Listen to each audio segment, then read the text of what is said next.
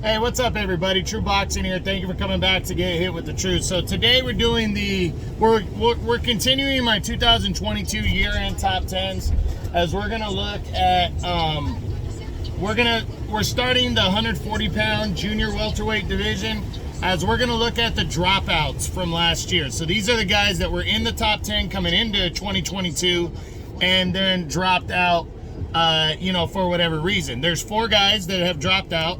So let's start with going from lowest to highest. We start with my previous number 10, 28-year-old Montana Love. Montana Love entered the year. He was coming off of a big knockout win in 2021 over Ivan Baranchyk, the former champ.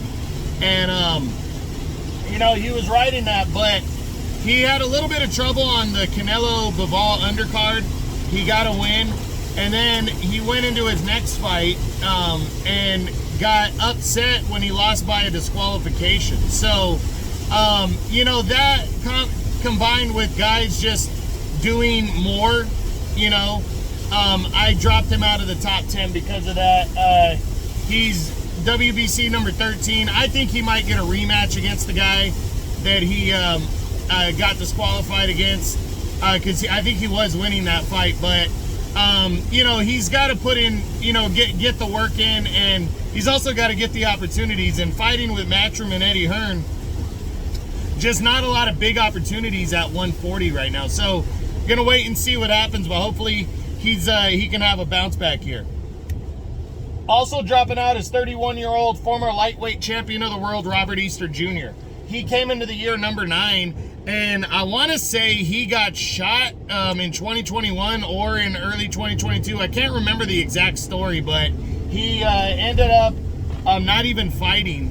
And I think that was the main reason in 2022. So with guys and what they've done, I just dropped him out of the top 10. And he's currently not ranked in any governing body, so we really don't know what Robert Easter Jr. is doing next or when he's going to return. Also dropping out is former 3-division world champion Jose Pedraza, our 2-division world champ Jose Pedraza. He was number 8 coming into the year. He just missed out on the top 10. He really did. He earlier in the year took on Jose Ramirez and lost the unanimous decision. He did fight well, though. It wasn't a blowout. He definitely was in the fight. Then he returned later in the year against Richard Comey, who was making his debut at 140, and they went at it in a very good action-packed fight, and the fight ended in a draw. I think more people thought Pedraza won, but I think it really was close enough to call it either way. And after that, he was supposed to fight Teofimo Lopez in December, but had to pull out with an injury. And now, though, he's lined up, I believe, for February. He's going to be taking on what's his name? He's going to be taking on undefeated Arnold Barboza Jr. And I'll tell you right now, if Pedraza can beat Barboza, he's right back in the top 10 with that win. So he's definitely floating around the top 10. His highest ranking is a WBO's number 9, but he is getting a big opportunity against Arnold Barboza that could get him back in the top 10. So we'll see what happens. Personally, I think he's going to lose that fight. But Pedraza, I think, will be in it enough, and I definitely think is a live underdog going in. But I think he'll be in it enough to where if he loses, it won't be a blowout, and he'll still have an opportunity to get more, get more chances at other things. He's 33 years old now, though, so we'll see what happens after that fight. But again, I think he's a live underdog, and he's probably fighting. I think he's going to lose, though, to Barboza.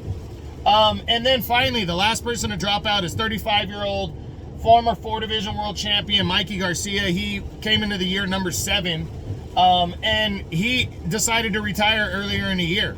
So he didn't fight at all. It was a few months after his loss to Sandor Martin in October of last year. He decided to call it quits, on his career. But there was talks towards the end of the year that he's thinking about coming back. So we'll see what happens with Mikey. He really hasn't done anything huge or relevant since 2020 when he beat Jesse Vargas. So we got to wait and see what happens and which division he's going to decide to fight in. But we'll see what goes down for Mikey Garcia. But that's it. That's what I got. That's the dropouts for the 140-pound junior welterweight division as my 2022 year-end top 10s continue. I hope you guys enjoyed the video. If you did, smash the like button, leave a comment, subscribe to the channel. I appreciate any and all support. This is True Boxing. You've been hit with the truth.